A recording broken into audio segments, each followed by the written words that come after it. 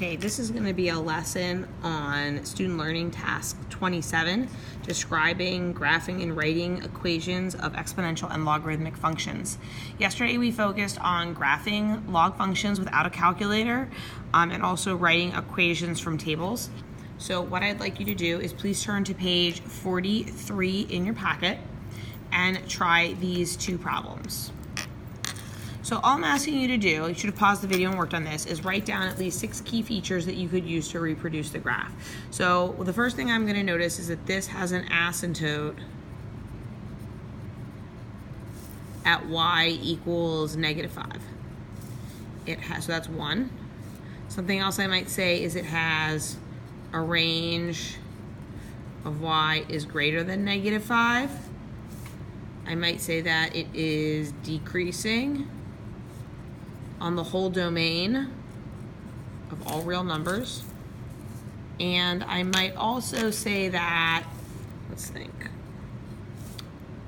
maybe I'll say it has a y-intercept of 0, -4. And those are 3 things that I'm classifying that as a key characteristic.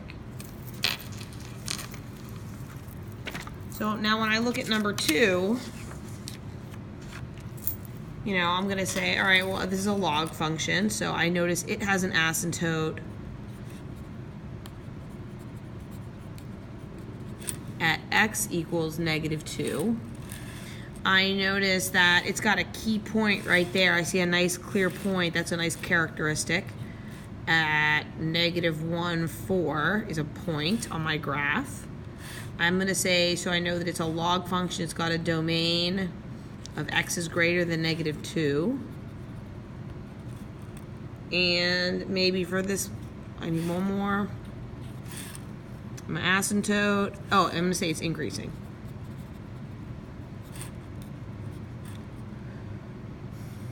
Okay, so before we get into our lesson on writing equations from graphs, I want to do 2 problems from last night's homework because that was a tricky assignment.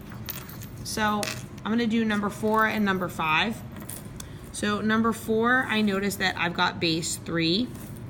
So the first thing I'm going to do is I'm going to make my argument equal to 0 because that will give me my asymptote. And I also know that that's going to be the domain. Okay. So now I'm going to take the argument, and to get my real key point, I'm going to take x plus 5, and I'm going to set that equal to 3, because that's my exponent, or my base, sorry, to the 0 power. And 3 to the 0 power is just 1, and if I subtract 5, I get x equals -4. So now, so I've got negative log base 3. Now I'm going to do -4 plus 5 like in my head because I can do -4 plus 5 in my head. That's going to be a 1 plus 1. So 3 raised to what power is 1? Of course, that's 0. -0 is just 0 plus 1 is 1. So I'm going to graph. Let me grab my colored pencil. I'm going to graph my asymptote. 1, 2, 3, 4, 5. Okay, and now I've got a point at -4, 1. I'm going to do one more, so I'm going to do x plus 5 equals 3 to the first, which is just 3. Subtract 5, I get x equals -2 as a good input value. So negative log base 3. Now, -2 plus 5 is 3. So then 3 raised to what power is 3? That's 1. -1 plus 1 is 0. So I'm going to graph the point, -3, 0. And that helps remind me that my graph is decreasing because it's also got, I can tell it's got a negative in front, so it's going to reflect over the x-axis. And here is my beautiful graph. 2 points is fine. So, and I have a range now of all real numbers. So that's number 4. I'm going to do number 5 also, just to give you another example. So again, the first thing I'm going to do to get my asymptote, I'm going to set my argument equal to 0. This is always going to give me the number for the asymptote and the domain. And when I solve this, I get x equals 2. So x equals 2 is my asymptote. X is greater than 2 is my domain. My range is all real numbers because it's a log function. So I'm going to put my asymptote in. So now I want to start getting some good points. So I'm going to take my argument and I'm going to set it equal to powers of the base. So first I'm going to do 2 to the 0, and then I'll do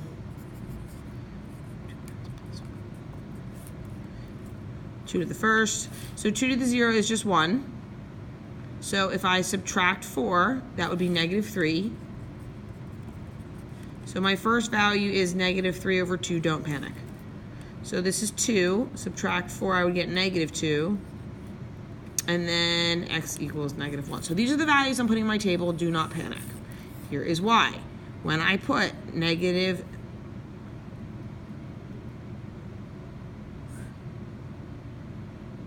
oh my God, I'm a moron. Guys, I'm a moron. That was supposed to be minus. That is just so depressing. I can't believe I did that. I'm like, this is gonna be on the wrong side of the asymptote. What did I do wrong? Sorry, that was supposed to be minus. Whoops, my bad. Let's fix this. Let's see if we get not a fraction. That was just a typo.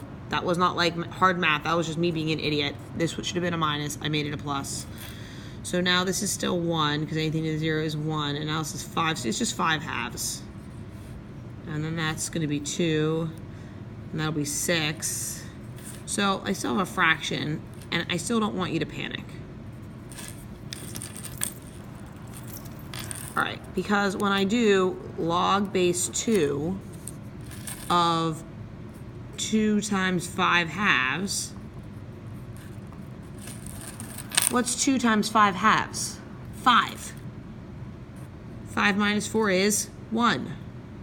So I've got log base 2. I'm going to move the 3. Not ready for you yet, 3. Log base 2 of 1, and then subtract 1. So 2 raised to what power gives me 1? That would be 0. 0 minus 1 is -1. So I'm going to graph 5 halves, which is not that big a deal. 5 halves is like right here. You know, it's halfway between 2 and 3. And -1. See, it all came out okay. So now we'll do 3. Log base 2, 2 times 3 minus 4 minus 1. 2 times 3 is 6, minus 4 is 2. Log base 2 of 2. Well, log base 2 of 2 is just 1. Minus 1 is 0. So this is a very, very tight graph.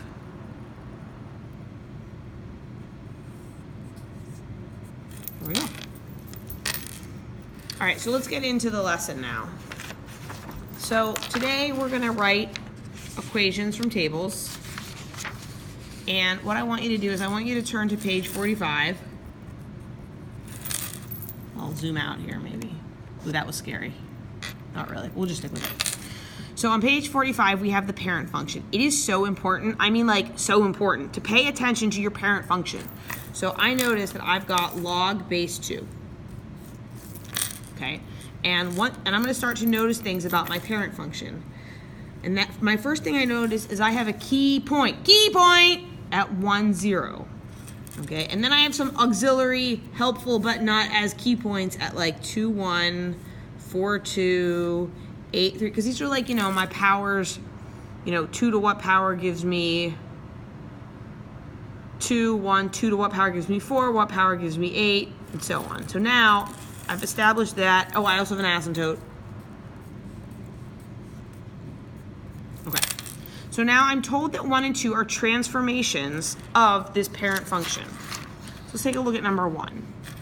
First thing I notice is that I've got an asymptote here.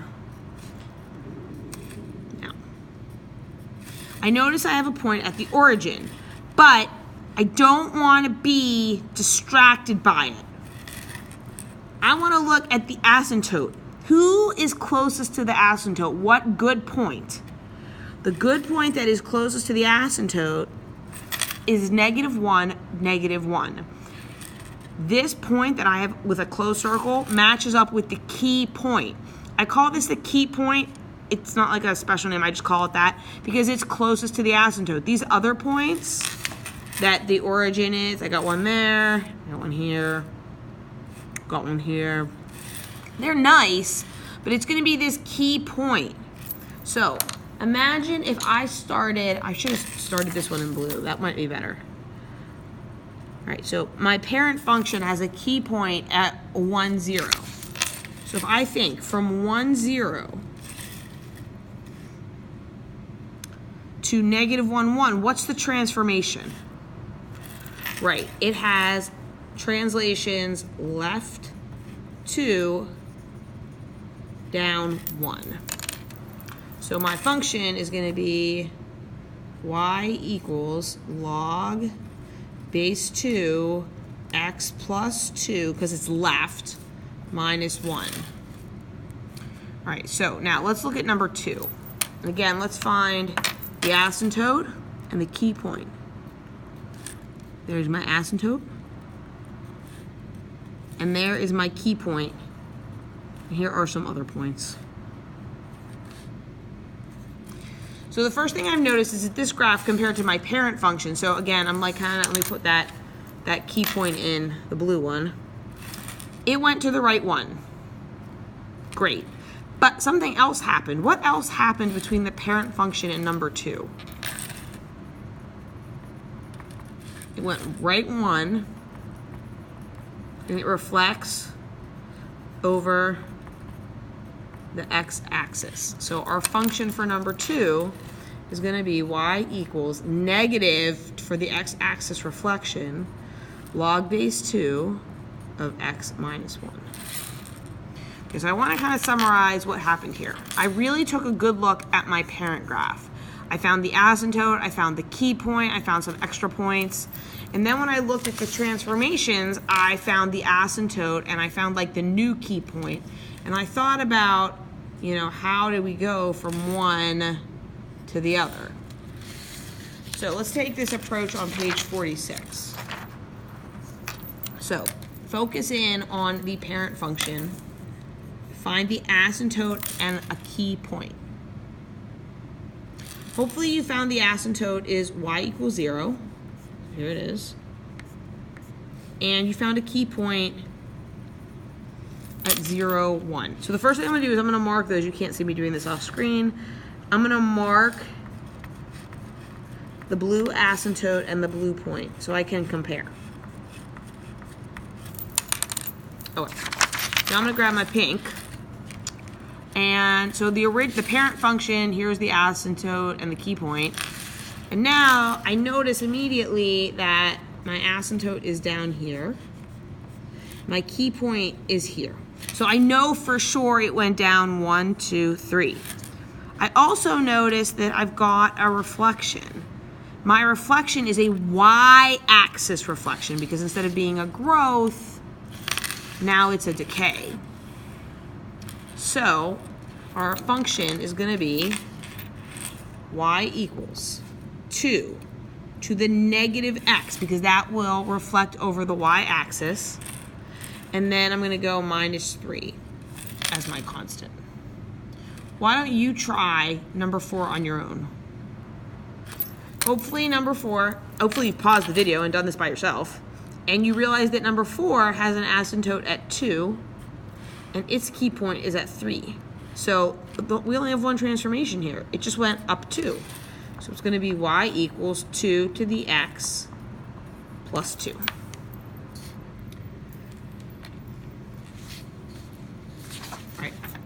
For 47, I'm going to start you off, and then I want you to pause the video and try numbers 5 and 6.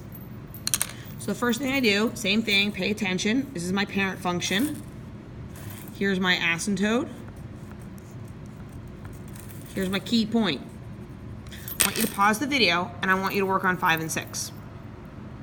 Okay, hopefully you paused the video and you worked on 5 and 6. And the first thing you're going to do, or you did, was you put in your asymptote, and whoops, that's wrong color. I can't erase it, guys. Can't erase these colored pencils. So I'm just gonna like scribbly scrabbly it. So here's my new asymptote. Here's my new key point. Here was my old asymptote. Here was my old key point. Now, like, I'm not scared of ln because I noticed that nothing really happened here. It just went right to. So hopefully you wrote y equals ln of x minus 2. Now, here was my original asymptote and my original key point for number 6. And now my new asymptote's the same. My key point is way different. It's over here. And I've also noticed that this has a y-axis reflection, just like number 3 did. So its function, and that's all it's got, guys. Like, it doesn't go left. Like, when we reflected this point over and it jumped whee over the y-axis, it landed there. So that's it. Okay, again, I'd like you to pause the video and I would like you to outline the parent function for page 48. And then I would like you to try 7 and 8 on your own. Okay, hopefully you realize that you've paused the video and done these. You realize this is e to the x. So we have key point. And so I'm going to just kind of put those in. There's my original. There's my original. This was my original key point. This is my original key point. We get my beautiful magenta colored pencil. And I see that this graph also has the same asymptote. How exciting. But the key point is very different. It's over here. And I now see that my graph has just moved right 3. Not that exciting. So y equals e. And then, now you want to be careful. Make sure that the x minus 3 is in your exponent. For number 8, the asymptote's now up at 1, so I'm just guessing that it's going to go up 1. And sure enough, here's my key point, which is 1 above the original key point, so it definitely went up 1. And I also noticed that this graph is now a decay. Originally, it was a growth, so I have a y-axis reflection. So I've got y equals e to the negative x, and then outside, plus 1. All right, ladies and gentlemen, your homework tonight that you should start right now. Our packet page is 49.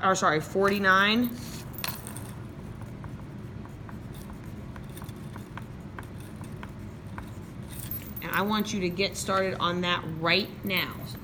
So go ahead, here's what it looks like, ta-da, and you will notice it looks very similar. Answers will be on Drive this afternoon.